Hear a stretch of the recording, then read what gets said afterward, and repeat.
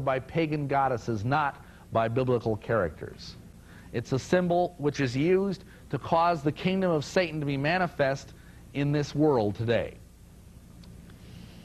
And this is the star that they're praying around in the order of the Eastern Star.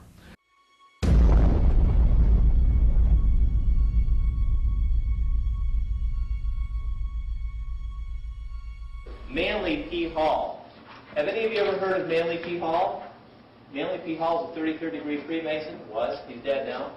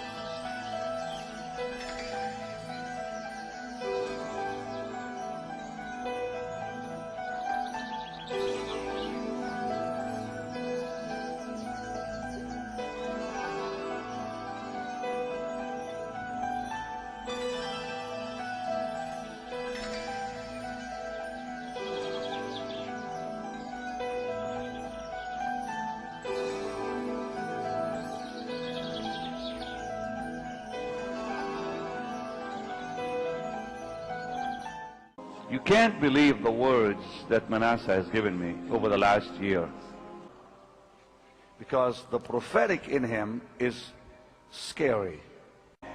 Stretch your hands towards him that God will protect that gift on him. When you become a Freemason, you take an oath for life, and you participate in secret ceremonies. I'm going to show you some of the things they do. Masonry brings so many curses. Masonry requires its people to swear oaths. In Masonry, you are asked to swear an oath, and you don't know what that oath is. And I must confess, when I was initiated into Freemasonry, I had quite a few spiritual misgivings, and I'll just explain a few of these. And this is what all men go through when they go to the lodge. After you're accepted and there's a unanimous ballot that's taken, you're accepted into the lodge, you receive your first 3 degrees, and the first degree is called the entered apprentice degree. And so a man goes to the lodge, and he's taken to the back room, and he's required to strip down. All his clothes are off except his undergarments, his underwear.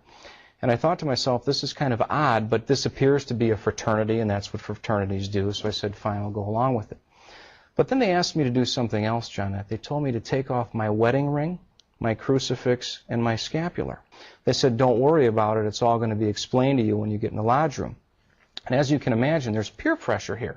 You're hit over the head with this requirement. You have family and friends waiting for you to come out in the lodge room, and so candidates invariably proceed.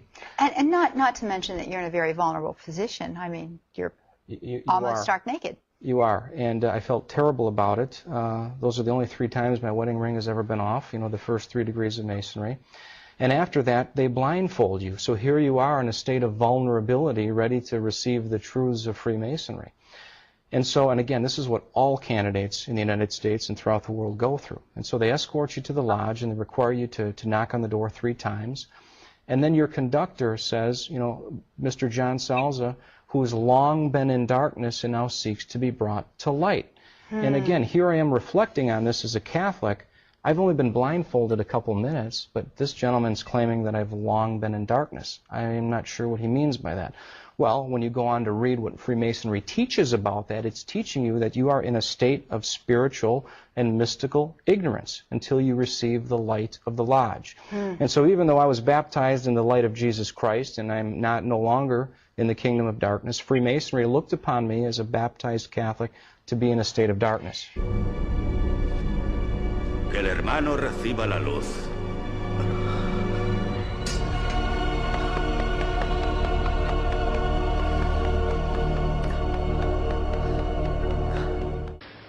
The book, Duncan's Ritual Freemasonry, gives a word-for-word transcript of the first 3 degrees of the Masonic Lodge, the Blue Lodge. In the first degree, the initiate is asked the following question: what do you desire? In the first degree, he answers life. In the second degree, he answers more life. In the third degree, he answers further life. So Masons are looking for light, okay? What happens next? They escort you into the lodge room, and they press a very sharp instrument into your chest.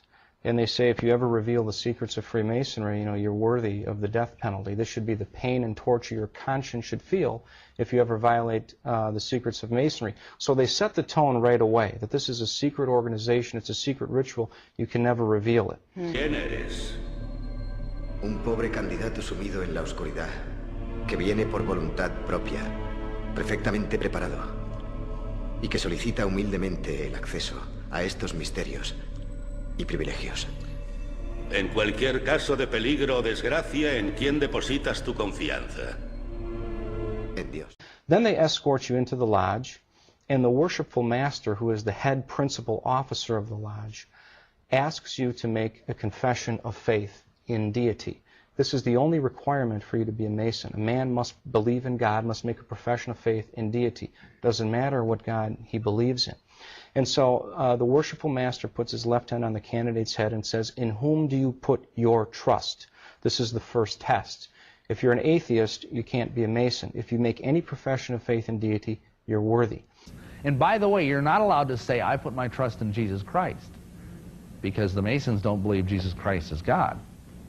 In all Masonic degrees, a man is required to swear oaths of secrecy, binding himself to the teachings of the organization, that he's going to preserve and maintain the secrets of what the lodge teaches.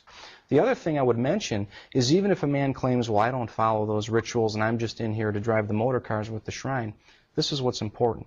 You've taken an oath. You have bound yourself in an oath to Freemasonry. Here we run into another problem. The oaths. Jesus Christ said in Matthew 5:34-37 that we should never swear oaths. And that command is repeated in James 5:12. My brothers, above all things, swear no oaths.